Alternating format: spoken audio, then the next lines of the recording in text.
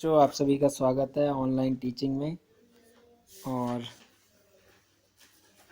इससे पहले मैं 4 वीडियोस बना चुका हूं और ये हमारी 5th वीडियो है, पार्ट 5th। तो आज हम इसमें करेंगे 1.7 प्रोटेक्शन फ्रॉम वीड्स। इससे पहले अगर वीडियो आपने नहीं देखी है पहले की वीडियोस तो आप उसको एक बार ज़रूर देखें ताकि आगे का चैप्टर आपको ईज़िली समझ आ सके। तो आगे हम स्टार्ट करते हैं। बूझो एंड पहेली went to a nearby wheat field and saw that there were some other plants in the field। जो बूझो और पहेली हैं वो दोनों वीट फील्ड में जाते हैं, गेहूं के खेत में। और वहाँ जाके उन्होंने क्या देखा कि वीट फील्ड में और भी अदर प्लांट्स उसमें उग गए हैं। तो वो प्लांट्स कौन से हैं? ठीक है, growing along with wheat plant. ठीक है, तो अब यहाँ पर क्या है, have these other plants been planted purposely. तो बूझो बोलता है क्या उसका कोई पर्पस था जो उसके साथ उगा हुआ है। ठीक है, तो अक्सर करके आपने देखा भी होगा या आप गांव में जाओ तो जो दादाजी हैं जो खेती करते हैं या फार्मर्स जो खेती करते हैं, ठीक है, बहुत सारे ऐसे लोग जो खेती करते हैं, आप उनसे पूछ सकते हो कि जो वीट उगा है उसके साथ अगर कुछ चीज़ उग जाती है उसको क्या कहते हैं। ठीक है, तो वही इसमें बोला है weeds. In a field many other undesirable plants में grow naturally along with the crop. कुछ ऐसे प्लांट्स भी होते हैं जो वीट प्लांट के साथ या राइस प्लांट के साथ एक्स्ट्रा में उग जाते हैं। तो ऐसे प्लांट्स को जिसकी हमें ज़रूरत भी नहीं है और वो भी उग गए हैं तो उनको हम क्या कहेंगे, वीड्स। ठीक है, ज़रूर ध्यान से समझेंगे कि वीड्स क्या है। जो अनवांटेड प्लांट्स होते हैं जो क्रॉप्स में उग जाते हैं और जिसको फार्मर्स को ज़रूरत भी नहीं होती है, वो अगर उग गए हैं प्लांट्स तो उसको हम बोलेंगे वीड्स। ठीक है, अब वीड्स उगने से हमें क्या होता है, नुकसान होता है। ठीक है, the removal of weeds is called weeding. ठीक है, जो प्रोसेस है अगर हम उसको निकालते हैं, उखाड़ के फेंक देते हैं या फिर कुछ दवाइयाँ डालते हैं ताकि वो ना उगे, तो इसी प्रोसेस को हम बोलते हैं weeding. Weeding is necessary since weeds complete with the crop plants for water, nutrients, space and light, thus they affect the growth of the crop. ठीक है, अगर वीड्स अगर आपके उग जाते हैं खेतों में तो वो अफेक्ट करते हैं हमारे क्रॉप्स को। कैसे करते हैं कि वो क्रॉप्स के न्यूट्रिशंस को ले लेते हैं। अगर अनवांटेड प्लांट्स अगर उसमें आ जाएंगे तो वो क्या करेंगे, सारे न्यूट्रिएंट्स जो हैं वो उसमें से एब्जॉर्ब कर लेंगे सॉइल से, तो हमारे प्लांट्स को तो नहीं मिल पाएगा न्यूट्रिएंट्स। तो इसलिए वीडिंग करना ज़रूरी होता है। ठीक है, और वीडिंग का प्रोसेस क्या होता है, उसमें से जो अनवांटेड प्लांट्स हैं उसको उखाड़ के फेंक देना। ठीक है, और उसका हम अलग से यूज़ कर लेते हैं, जैसे कि गाय भैंस को हम चारा बना के दे देते हैं। ठीक है, thus they affect the growth of the crop. ठीक है, some weeds interfere even in harvesting and may be poisonous for animals and human beings. ठीक है, कुछ वीड्स ऐसे होते हैं जो पॉइजनस का काम करते हैं, पॉइजन का काम करते हैं। ठीक है, तो वो बाद में दिक्कत करते हैं, इसलिए उसको पहले ही निकाल दिया जाता है। Okay, farmers adopt many ways to remove weeds and control their growth. ठीक है, फार्मर्स जो होते हैं उसको रोकने के लिए बहुत सारे उपचार करते हैं। Tilling before sowing of crops helps in uprooting and killing of weeds. ठीक है, विच में then dry up and get mixed with the soil. ठीक है, कुछ ऐसे उनके पास बाज़ार से लेके आते हैं जिस पेस्टिसाइड्स वगैरह। ठीक है, जिससे कि वीड को रोका जा सके। ठीक है, ना उगने दिया जाए। विच में then dry up and get mixed with the soil. The best time for the removal of weeds is before they produce flower and seeds. अगर हमें फार्मर्स को पता होता है कि उनको कब वीड्स को उखाड़ना है, फूल आने से और फूल और फल आने से उससे पहले ही उनको निकाल देना है। अगर वो फूल और फल आ गए इसका मतलब कि वो उन्होंने सारा ही न्यूट्रिएंट्स ले लिया। तो फार्मर्स डेली रूटीन चेकअप में वो जाके देखते हैं कि कोई वीड्स ऐसे आ तो नहीं गए, और जब अगर आते हैं तो वो फार्मर्स उसको निकाल देते हैं। The manual removal includes physical removal of weeds by uprooting और cutting them close to the ground. ठीक है, नॉर्मल वो करते क्या है कि वो उसके जड़ से उसको काट देते हैं या फिर उखाड़ देते हैं from time to time. This is done with the help of khurpi, और वो खुरपी का यूज़ करते हैं इसको करने के लिए। A seed drill is also use to uproot weeds. Weeds are also control by using certain chemicals called weedicide. ठीक है, कुछ केमिकल्स भी यूज़ किए जाते हैं जिसको हम बोलते हैं वीडीसाइड। ठीक है, ताकि अनवांटेड प्लांट्स को उगने ना दिया जाए। लाइक 2,4-D इस तरह की दवाइयाँ आती हैं बाज़ार में, वो यूज़ किया जाता है ताकि उसको फालतू की जो फसल है वो प्लांट्स है वो ना उगे। इसको हम बोलते हैं weedicides. These are spared these are spread in the field to kill the weeds, और वो स्प्रे किया जाता है ताकि उससे फालतू के प्लांट्स जो हैं निकाले ना उगने दिया जाए। They do not damage the crop, और उससे कोई भी नुकसान क्रॉप को नहीं होता। The weedicides are diluted with water to the extent required and sprayed in the field with a sprayer। ठीक है, तो स्प्रेयर से उसमें सारा जो वाटर के साथ मिला के उसको स्प्रे किया जाता है ताकि सब जगह दवाई वो अच्छे से छिड़की जा सके और हमारे प्लांट्स को या क्रॉप को नुकसान ना पहुँचे। ठीक है, इस तरह से आप फिगर में देख सकते हैं, कुछ इस तरह से वो कर रहे हैं। ठीक है, इसको कहते हैं वीडीसाइड। Okay, spraying weedicide. उसने मुंह पे कपड़ा भी बांधा हुआ है ताकि उसको कोई एलर्जी ना हो, नुकसान ना हो फार्मर्स को। ठीक है, हाँ। Do weedicides have any effect on the person handling the weedicide spray? Yes, कर सकता है, क्योंकि ये केमिकल होते हैं तो ये अफेक्ट कर सकते हैं, इसलिए उसको बहुत सावधानी से करना चाहिए। Okay, as already mentioned, the weedicide are sprayed during the vegetative growth of weeds before flowering and seed formation. Spraying of weedicides may affect the health of the farmer, so they should use these chemicals very carefully. They should cover their nose and mouth with a piece of cloth during spraying of these chemicals. Okay, अब आते हैं harvesting. ठीक है, 1.8 पे हम आ गए हैं।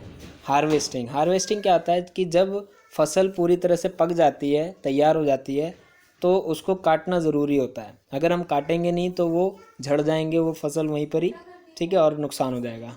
Harvesting of a crop is an important task. The cutting of crop after it is mature is called harvesting.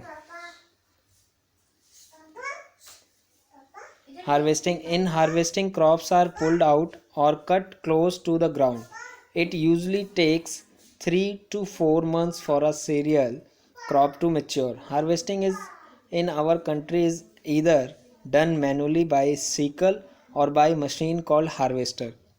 In the harvested crop, the grain seeds need to be separated.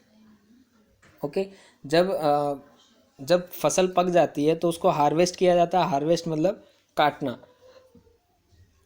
वो हाथों से भी होता है और ट्रैक्टर वगैरह से भी करते हैं, हार्वेस्टर से भी होता है, जो ऐसी वैसी मशीनें आती हैं जो हार्वेस्ट करती हैं। ओके, तो चलिए देखते हैं आगे। From the chef this process is called threshing. ठीक है, अब इस प्रोसेस को अब देखोगे, इसको बोल रहे हैं थ्रेसिंग, कि वो बालियों को काटते हुए चला जा रहा है और साथ में गेहूँ उसमें से तैयार होके नीचे पहुँचता जा रहा है अपनी जगह पे। ओके, बाकी जो उसका भूसा होता है वो अलग हट जाता है। This is carried out with the help of a machine called combine. इसको बोलते हैं कंबाइन, कि दोनों ही चीज़ उसमें होती है। उसमें काटता भी चलता है, ठीक है, फसल को काटता चलता है, साथ ही साथ उसके बीज भी अलग करता चलता है। ठीक है, उसको बोलते हैं threshing, which is in fact a harvester as well as thresher. इसको बोलते हैं कंबाइन मशीन। ओके, तो इसके बाद आ जाते हैं after harvesting sometimes stubs are left in the field. कुछ डंडियाँ सी रह जाती हैं फील्ड में, which are burned by farmers, और वो फार्मर्स क्या करते हैं, उसको जला देते हैं। पहली इज़ वरीड, वो चिंतित है। She knows that it causes pollution, it may also catch fire and damage the crops lying in the field, और ये डैमेज कर सकता है क्रॉप्स को या आग पकड़ सकती है, और इससे सबसे ज़्यादा पॉल्यूशन होता है। ठीक है, दिल्ली में भी आपने कई बार सुना होगा कि पराली जलाई जाती है, और पराली जब जलती है तो धुआं जो होता है वो दूसरे स्टेट्स में पहुंचता है, जिससे कि पॉल्यूशन बढ़ता है। ठीक है, दिस इज़ द फैक्ट।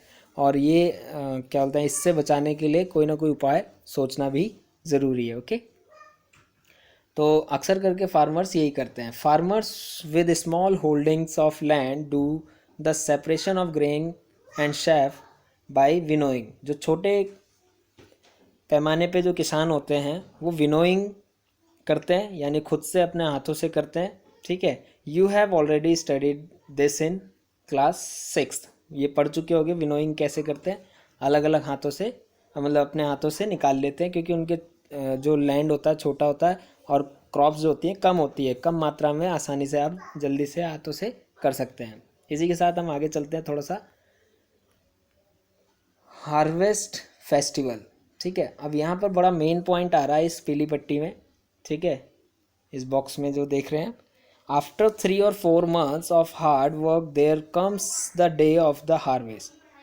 3-4 महीने के बाद, 3-4 महीने के बाद वो उनके पास ऐसा टाइम आता है कि जब हार्वेस्ट करने का समय आता है, तो बड़ी खुशी का समय होता है। The site of golden fields of standing crop, ठीक है, जो पूरी क्रॉप होती है पूरी लहलहाती है और गोल्डन जैसी लगती है, यानी सुनहरा लगता है उनको। जो फार्मर्स होते हैं उनके लिए तो खुशी की बात है, क्योंकि 3-4 महीने टोटली वो पूरी तरह से मेहनत करते हैं और फिर उसके बाद उनको फसल प्राप्त होती है। तो लादेन विद ग्रेन, ग्रेन पूरी तरह से हलाहल होता है। फिल्स the heart of farmers with Joy, खुशी होती है, and a sense of well being, ठीक है, तब उनको बहुत अच्छा लगता है जब इस तरह का काम उनका सक्सेस होता है। तो the effort of the past season have borne fruit and it is time to relax and enjoy a little. और फिर वो समय होता है उनका रिलैक्स करने का और एंजॉय करने का।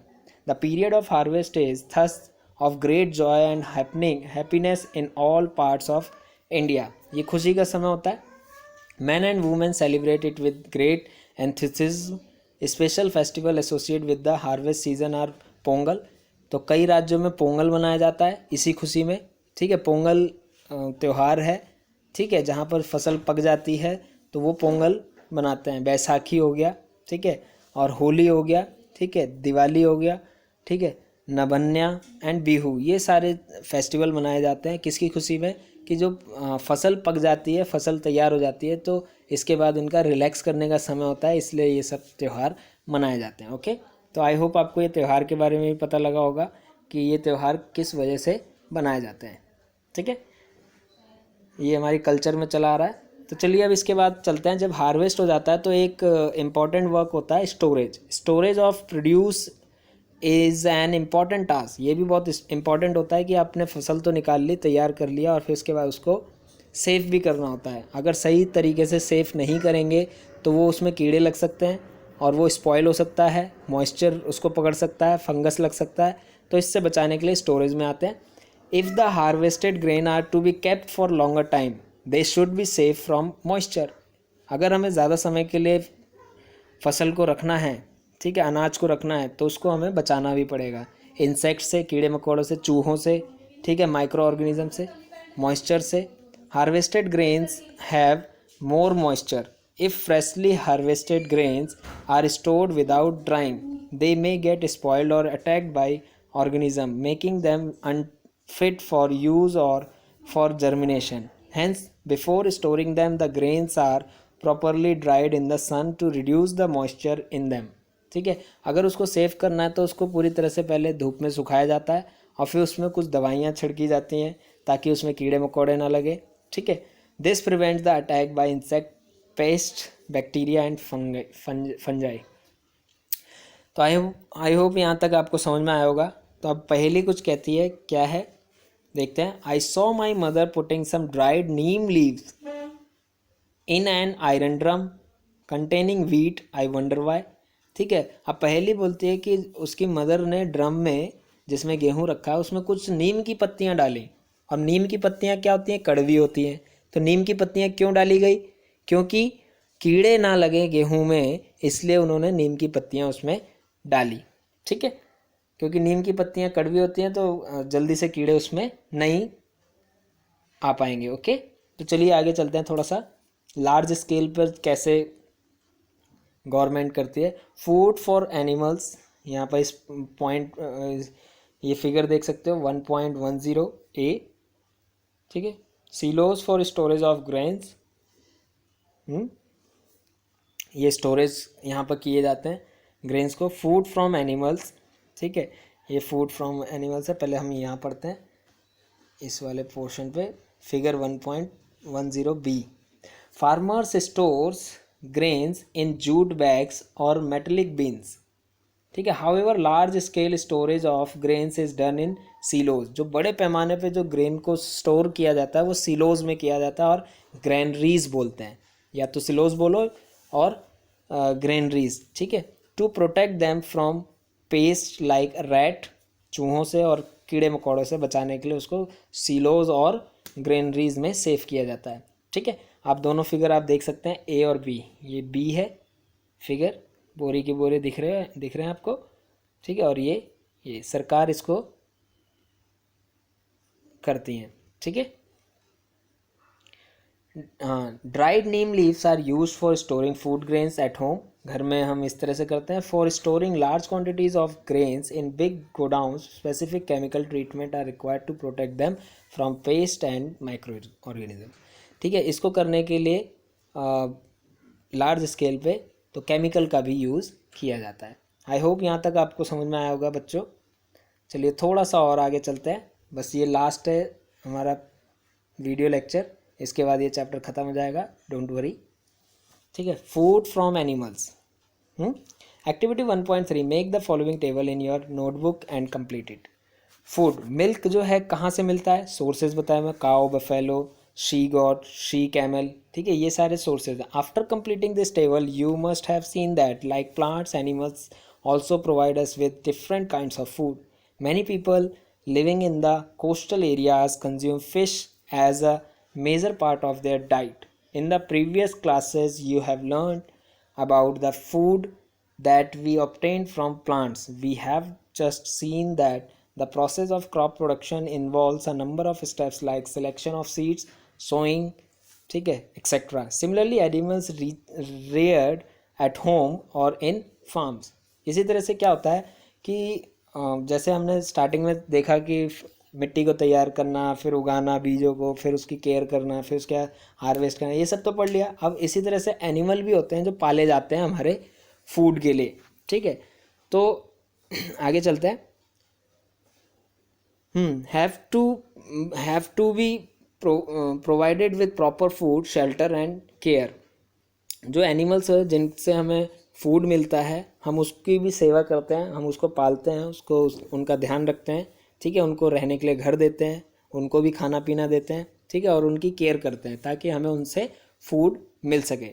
तो when this is done on a large scale it is called animal husbandry, ठीक है। अगर यही चीज़ हम लार्ज पैमाने में करते हैं, जैसे कि अब गाँव में देखा होगा कि कुछ लोग फार्मर्स जो होते हैं गाय को पालते हैं, तो गाय जो पालते हैं वो डोमेस्टिक यूज़ के लिए पालते हैं। बट जब इसी को बड़े पैमाने पे अगर हम करते हैं, जैसे भारत सरकार करती है, तो बड़े पैमाने पे जब ये चीज़ ज़्यादा मात्रा में करते हैं उसको बोलते हैं एनिमल हस्बेंड्री, ठीक है, इसको बोलते हैं एनिमल हस्बेंड्री। क्लियर होगी बात। जब हम छोटे लेवल पे करते हैं, घरों में करते हैं, तो उसको डोमेस्टिक चीज़ें कहते हैं, कि डोमेस्टिक पालतू गाय बोलते हैं, है ना, तो जिनसे हमें फूड मिलता है, ओके। बट हम इसको लार्ज स्केल पे करते हैं तो क्या होता है, एनिमल हस्बेंड्री। आई होप आपको यहाँ तक समझ में आया होगा। Fish is good for health, we get cod liver oil from fish which is rich in vitamin D. आपको पता होना चाहिए कि जो फिश होता है उससे तेल निकाला जाता है, ठीक है, तो वो उसमें विटामिन क्या पाया जाता है, डी। क्लियर हो गई बात। तो यहाँ तक आपको हो गया, और आज के लिए हमारा यहीं तक ही रहेगा, ये लेक्चर आपका यहाँ समाप्त हो जाता है। तो इसके बाद हम नेक्स्ट चैप्टर करेंगे स्टार्ट, ठीक है। जल्दी आपको न्यू चैप्टर के लिए वीडियोज़ आपको मिलने लगेंगे। तो आई होप आपको ये पसंद आया होगा, और अगर आपको अच्छा लगा तो एक बार लाइक, सब्सक्राइब और शेयर ज़रूर कीजिएगा ताकि और भी बच्चों को इससे हेल्प मिल सके, ठीक है। Thank you very much.